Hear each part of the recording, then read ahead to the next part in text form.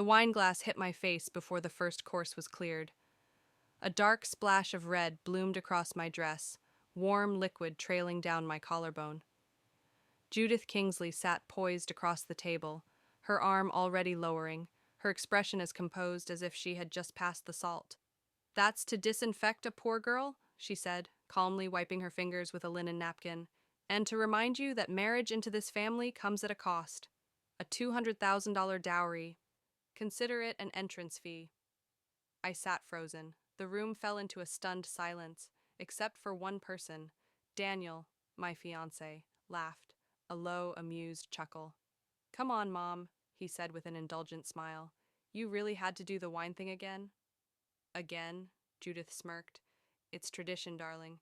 I did the same to Jennifer, remember?" Jennifer, his brother's wife. I glanced at her. She sat at the far end of the long dining table, glassy-eyed, her fork hovering motionless above her untouched dessert. She didn't smile. I fumbled for a napkin, trying to blot the stain spreading across my chest. My hands shook. I couldn't tell if it was from humiliation, rage, or the sick realization that Daniel thought this was funny. "You expect me to pay to marry your son?" I said, voice hoarse. Judith didn't blink. "Not pay, contribute. To the family trust.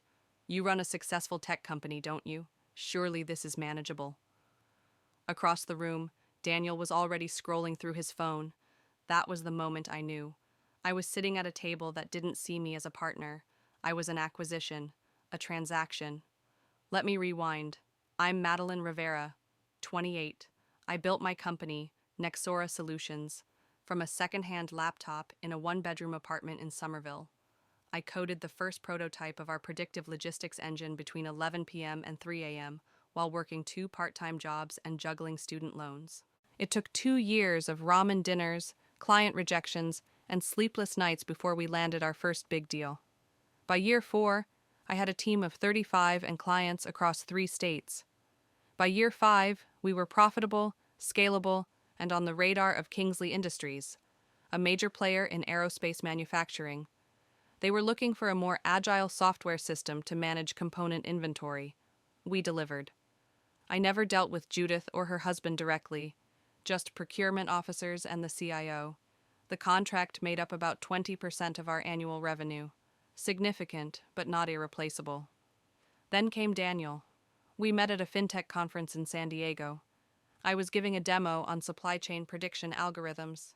He asked sharp questions, nodded at the right moments, and sent flowers the next day. It felt different. He didn't seem threatened by my ambition. He brought me coffee during late-night product launches. He celebrated with my team after Series A funding. When he proposed, it was with a vintage emerald ring, his grandmother's. I said yes without hesitation. I should have paid more attention when he first described his mother as traditional. The invitation to dinner came in a monogrammed envelope. Casual family dinner, Daniel called it. I spent 3 hours researching which fork went with what. The Kingsley estate was straight out of a Nancy Meyers movie. Colonial brick, wrought iron gates, fountains you weren't allowed to touch. The foyer was larger than my first office. Judith greeted Daniel with 2 air kisses and turned to me with a cool appraisal. Her handshake was brief, her smile non-existent. "And you must be Maria?" she asked. "Madeline," I corrected gently. She raised a brow. "Of course, Madeline." We sat for pre-dinner champagne in a room where nothing was under $10,000. Judith grilled me like I was a summer intern. "Your parents? What do they do? No trust fund? Not Ivy League?" When I mentioned that my company was working with Kingsley Industries, her smile faltered. "I wasn't informed," she said, lips tight. "I've been managing the implementation with your IT team for 6 months," I replied. I leave those things to the staff." Dinner was a war zone in silverware and passive aggression. "You're using your dessert spoon for soup," Judith said at one point. I wasn't, but I switched anyway. When she asked if I planned to quit work after marriage, I laughed, then realized she wasn't joking. "A mother's duty is to raise children," she said, "not run hobby businesses." "My company employs over 100 people," I said. "And 100 people depend on you," she replied. "Tell me, how will you manage that and raise a Kingsley?" I looked to Daniel. He was too busy cutting into his roast beef to notice. By dessert, I was physically ill. I tried to salvage the conversation. I admire the work you do with the Hospital Foundation, I said. Actually, our tech education nonprofit? How quaint, she interrupted. But let's be honest, Madeline. This family has standards. Daniel occupies a position in society. He needs someone who matches. That's when the wine came, and the $200,000 demand, and the laugh. The car ride home was silent for 10 minutes. Then I couldn't hold it anymore. She assaulted me, I said. Your mother. Daniel shrugged. She did the same to my cousin's wife. It's her way of asserting expectations. And the dowry? It's not a big deal. You can afford it. That's not the point, Daniel. He sighed, clearly annoyed. You're overreacting. I almost laughed, but it caught in my throat. Overreacting? I'd been humiliated, dehumanized, priced. That night I didn't sleep. I replayed every word Judith had said, every time Daniel could have defended me, but didn't. At 6 a.m., my phone lit up. A text from Judith. My assistant will send over the wire transfer details. We expect payment within 30 days. Then a second one. Also, I've scheduled a meeting with your team. We'll be adjusting your software deployment. Small changes. She signed it. Judith Kingsley, Chairwoman, Kingsley Family Trust. If you've ever been dismissed or disrespected despite everything you've built, type 1. Let's talk about it. Because I wasn't just fighting for love anymore. I was about to fight for my company. And for the first time in years, I wasn't sure I could win. The email subject line was so ordinary, it almost slipped past me. Subject: adjustments to deployment. Urgent. But when I opened it, my stomach dropped. Dear Madeline, following our recent conversation, we'd like to move forward with custom integrations to better align with Kingsley Industries' internal systems.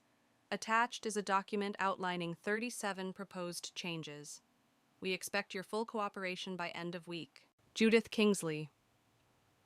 Attached was a 9-page document with feature rewrites, interface redesigns, and back-end restructuring, a scope of work that would take at least $100,000 in developer hours.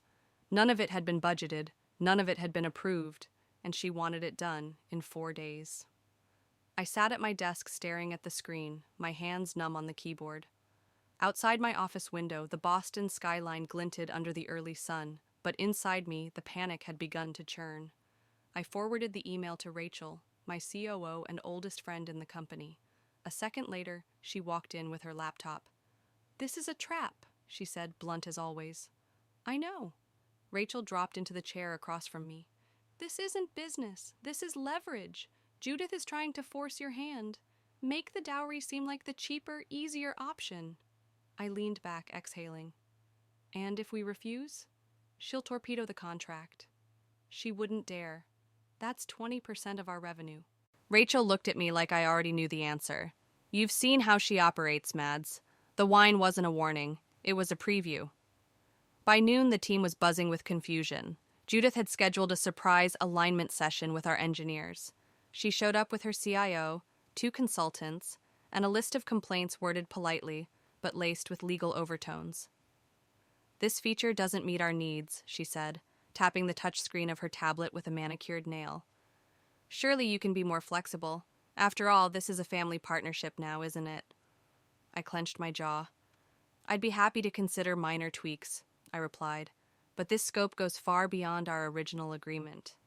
Judith's smile was thin and cold, and yet I imagined Daniel would be disappointed if his future wife couldn't rise to a challenge. I looked around. Half my team had paused mid-keystroke. They were listening. Let's be clear, Mrs. Kingsley, I said, voice steady. This company is not an extension of your household. We operate on contracts, not expectations. Her expression never wavered, but her voice sharpened. Then perhaps we need to revisit the contract entirely. Later that evening, Daniel called. She said the meeting went well, he offered casually. Mom thinks you're just overwhelmed. Overwhelmed, I repeated. I mean, with everything the engagement, the family expectations, the business she's trying to help. Help? I nearly laughed. She's strong arming me into redoing an entire project for free and treating it like a bridal shower favor. She's just testing your commitment. I stared at my phone in disbelief. And what about yours, Daniel? A pause. Don't be so American about this. In Europe, dowries are still common. I cut him off. I'm not buying a marriage license. His tone changed. Madeline, you're making this difficult. Good, I snapped. Because being emotionally blackmailed, extorted, and professionally undermined is pretty damn difficult, too. The next day, I met Ava, my best friend, for lunch at a rooftop cafe near South Station. The sun was blinding, the view stunning, but all I could focus on was the pressure closing in on me. You're not seriously considering paying that dowry, right? She asked. I don't know, I admitted. Part of me wants to just make it all go away. Ava's eyes hardened. My cousin works in legal compliance for high net worth families. Want me to ask if she's heard of anything? Off about the Kingsleys? I nodded. Please. 2 days later, Ava called me back. Her voice was low, serious. Madeline, you need to hear this. The dowry? It's not a one-time tradition. They've done it multiple times. Jennifer paid. Then they made her quit her job because Walker women don't work. My throat tightened. And Daniel? He backed it. He always backs it. I closed my eyes. What else? I asked. Those who paid never got accepted. Judith just kept raising the bar, and worse, her family uses business deals as leverage, bullying people out of contracts if they don't comply personally. My fingers trembled as I ended the call. I didn't want to believe it, but deep down, I already did. That night, Rachel knocked on my office door with a tight expression. We have a problem, she said. Kyle, your Golden Boy product manager, just tried to leak internal bug data to Kingsley's legal counsel. What? He claimed it was for context. But come on, he's trying to undermine you. I sat in stunned silence. Kyle had always been quietly resentful, jealous of my position. But this? Rachel handed me a folder. HR is preparing to terminate him, but he said something before walking out. Madeline's making enemies too powerful to fight. Enemies. That's what I was now to Judith. Not a potential daughter-in-law, not a partner, a threat. I began to wonder, how far was she willing to go? Because so far, the warning shots were hitting their mark. One client had already called, asking about rumors regarding our stability. I hadn't even begun to fight back, and the walls were already shifting. If you've ever felt punished after proving yourself, type 2 in the comments. Because here's the truth. Sometimes, success doesn't protect you. It makes you a target. But I wasn't done yet. And neither was Judith. Because just as I was preparing my next move, my phone buzzed. A message from an unknown number. 3 screenshots. 1, Daniel. She's still resisting the dowry. Judith, keep the pressure on. Use the business contract. That's our leverage. 2, Daniel. What if she walks? Judith. Then she was never Kingsley material. 3, Daniel. I'll bring her in line. She just needs to understand how things work. My blood turned to ice. It wasn't just pressure, it was collusion. My fiancé and his mother were actively working together to coerce me into submission. The sender? Richard Kingsley's longtime assistant. The message beneath the images. You deserve to know the truth. I've seen this too many times. I looked up from my phone just as Judith's assistant emailed again. Judith has scheduled a private dinner. She says it's to resolve the situation, once and for all.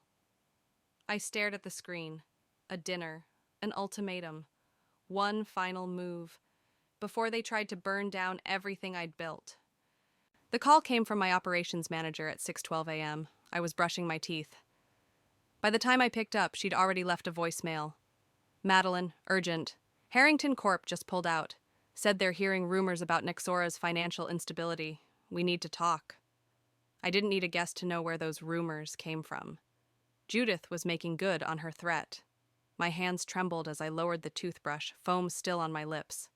I didn't even need coffee to feel the cold adrenaline that surged through me. She wasn't just targeting me personally now. She was taking down everything I had built. By 9 a.m., 3 more client inquiries had come in. Vague, concerned questions about internal leadership changes and dependency risk. One email even asked if I was stepping away from the company. Rachel stormed into my office with a tablet in hand. "She's feeding this directly to competitors," she said, pulling up a screen. "Look." Judith had met with executives at a rival firm, Phoenix Corp, 2 days prior. The rumor was she was already setting up to transition Kingsley Industries' contract to them. "She's poisoning the well," Rachel said, voice tight. Quietly, calculated, and it's working. I stared out the window, barely breathing. It had gone beyond humiliation, beyond tradition. This was strategic warfare disguised as societal expectations. And Daniel? He hadn't texted, hadn't called, not since the screenshots. I had spent 2 days hoping, praying, they were out of context. Hoping this was a misunderstanding. Hoping he would call to say, "I didn't mean it that way." He didn't. That Friday night, I booked a last-minute ticket to Chicago. I needed distance. I needed my father. He met me at the airport, dressed in the same worn-out Boston College sweatshirt he wore when he helped me move into my dorm 10 years ago. In the living room, over chamomile tea and takeout Thai food, I told him everything. He listened in silence. No interruptions, no judgment. Just quiet nods as I laid it all out. The dowry demand, the contract sabotage, the wine, the texts, the inaction from Daniel. Finally, he set down his glass and looked at me. "This isn't about a family tradition," he said. "It's about control." "I know," I whispered. "You built that company from nothing. If you bow to this now, what's next? Will you run every business decision past your mother-in-law?" The truth hit me like a slap. My silence had become complicity. "Don't confuse love with approval," he added gently. "And don't confuse quiet with peace." When I returned to Boston on Sunday, the first thing I did was meet with Diana Wu, my former business professor and mentor. I needed strategy, a way out. We sat at a cafe across from my office. I pushed a folder across the table. Emails, screenshots, summaries of lost clients. Diana skimmed, her eyes narrowing. "She's running a coordinated pressure campaign," she said. "And it's working because you haven't pushed back publicly. You're playing defense." "So how do I fight her?" I asked. "You expose her," Diana said. "But smartly, cleanly, document everything, and start replacing her influence with new power, clients, allies, press." That night, I reached out to Taylor, a former college friend who now worked at the Boston Business Journal. "I'm not naming names," I told her. "But off the record, what happens if an elite family uses corporate partnerships to manipulate personal relationships?" Taylor raised an eyebrow. "That's not uncommon, but no one talks about it." "What if someone did?" I asked. She leaned forward. "Then we'd have one hell of a headline." While I laid the PR groundwork, Rachel led our sales team in a full-court press toward 2 of Kingsley's biggest competitors, Meridian Global and Frost Technologies. We had pitched them before, but this time we came prepared, with custom demos, discounted onboarding, and a promise. Nexora answers to no dynasty. We also began vetting all of Judith's requests and cross-referencing them with the original contract. Our legal counsel flagged half of them as material breaches. "I can terminate the contract," Victoria, our attorney, confirmed. "Cleanly. And if they retaliate further, we sue for tortious interference." "Good," I said. "Let's prepare for that." Meanwhile, Daniel finally texted, "You've gone quiet. Can we talk?" I didn't respond. 2 days later, he showed up at my apartment. He looked different, unshaven, uncertain. For once, no smugness behind his eyes. "I've been seeing a therapist," he said, standing awkwardly in my doorway. "Trying to understand the way my family operates." "That's good," I said flatly. "I miss you, Mads." I folded my arms. "Did you mean what you wrote to your mother? That you'd bring me in line?" His face dropped. I, look, I was under pressure. And I wasn't, I said, stepping back. You chose silence. That was your answer. The following weekend, I received a call from Judith. We're having a family dinner this Saturday, she said. We expect your final decision about the dowry. The whole family will be there. I nearly laughed. This isn't a merger, Judith, it's a relationship. Her voice dropped an octave. You either come back into the fold or prepare for the consequences.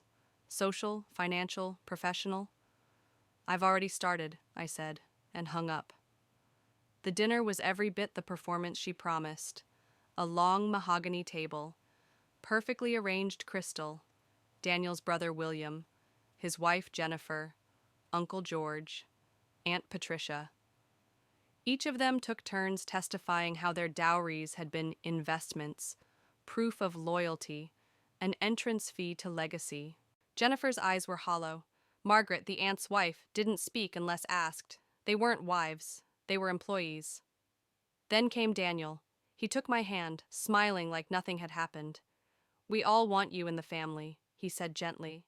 But this tradition matters. It's time to decide. Are you in or out? I excused myself to the restroom. Instead, I stepped into the hallway and checked my phone. 3 missed calls. From Maria, my lead developer. I called her back. Madeline, she said, panicked. Judith met with our team this morning. She told them our deployment is unstable. Now clients are pulling out. We've lost Harrington. Veritas is questioning our QA. I think she's tanking us. If you've ever been punished just for saying no, type 3, because silence may keep you in the room, but it'll never protect you from what's coming once the doors close. I walked back into the dining room. Everyone was laughing about floral arrangements. Judith turned to me. Well, dear, have you made a decision? I met her eyes. Calm, measured. I have, I said, but not one you'll expect. The final straw didn't come in the form of an insult. It came as a spreadsheet, a leaked file, anonymous sender. Subject line, FYI, Judith's internal notes on Nexora. I clicked. Inside, a bullet-pointed list of weaknesses she planned to exploit. Delay rumor CEO sabbatical, wait for quarterly report. Push Veritas to stall renewal, site instability. Coordinate with Phoenix Corps to assume rollout after exit. At the bottom, in bold, once engagement ends, schedule phase 2 to complete brand devaluation. She had already assumed I'd break. She just wanted to control the timeline. The next morning, I requested a meeting with Judith Kingsley at my office. Her reply came within minutes. Happy to meet. Come prepared to discuss both business and personal matters. Oh, I was prepared, just not for what she thought. Monday, 9 a.m. sharp. She arrived alone, dressed in steel gray Armani and eyes like polished glass. My assistant led her into the conference room. I stood when she entered. Judith, I said, thank you for coming. She gave a cool nod and placed a Hermes clutch on the table. I assume we're here to finalize terms, both for the revised contract and the wedding? I smiled. Let's start with the contract. I opened a folder and slid it across the table. Inside, documented breaches, time-stamped meeting transcripts, screenshots of defamatory statements sent to clients. Your recent actions, I said calmly, constitute tortious interference, bad faith negotiation, and breach of contract. She didn't blink. You're bluffing. I leaned forward. Kingsley Industries is no longer a Nexora client, effective immediately. Her lips thinned. You're making a serious mistake. No, I said. The mistake was thinking I'd trade my dignity for your son's last name. The room fell silent. You could hear the air shift. She straightened in her chair. You'll never recover from this. Our network, our name, it opens doors. Then I'll find better ones, I replied, or build my own. I pulled out a second envelope. The emerald ring, Daniel's grandmother's, tucked neatly in satin. This belongs with your family, I said. So does he. Judith picked it up, her composure cracking. You ungrateful... I'm not finished. I stood. The $200,000 you asked for? It's been donated to a scholarship fund. First-generation women in tech. 50 futures better spent than funding your ego. Outside the room, my legal team waited. Our transition package had already been emailed to Kingsley Industries. I walked Judith to the elevator myself. She paused before the doors closed. Do you have any idea who we are? Yes, I said. That's exactly why I'm walking away. The fallout was immediate. Kingsley Industries issued a sanitized press release. Parting ways due to evolving business strategies. 3 clients paused contracts. 2 pulled out entirely. But by week's end, Meridian Global signed. Then Frost Technologies. Bigger, cleaner, unattached to family drama. We rebounded. Fast. Meanwhile, Daniel tried every route. A text, a letter, roses at reception. Then he showed up, uninvited, in our lobby. I've changed, he said, eyes softer now. I'm in therapy. I get it now. How wrong it was. I studied him for a moment. Part of me wanted to believe it. You can change, Daniel, but you don't get to change me. Not anymore. He opened his mouth, but I raised a hand. I'm not your lesson. I'm not your rehab. I'm the exit door you should have walked through when I was bleeding wine and betrayal. Later that week, I got a call. Richard Kingsley. I just wanted to say, I'm sorry, he said. You stood up to all of us. I sat in silence while you were humiliated, and I regret it every day. His voice was raw, tired. I've left the company, he added. Judith and I are separated. It was overdue. Silence on my end. Then, thank you. That means something. But it didn't change my path. I was walking it without them. Months passed. Nexora grew leaner, faster, stronger. We implemented a formal ethics policy. Any client attempting to merge personal and professional leverage would be terminated. No exceptions. Rachel got promoted to COO. Ava joined our advisory board. Our story circulated in investor circles, not as gossip, but as proof of resilience. Taylor, my journalist friend, published a piece titled, Legacy Leverage, When Family Wealth Weaponizes Business. The Walkers weren't named, but everyone knew. The story went viral. Invitations rolled in. Business schools, conferences, podcasts. I gave talks on boundaries, on integrity, on why success built on silence isn't success, it's servitude. Then came Marcus. We met at a cybersecurity summit, founder of a rising startup, sharp, grounded, curious.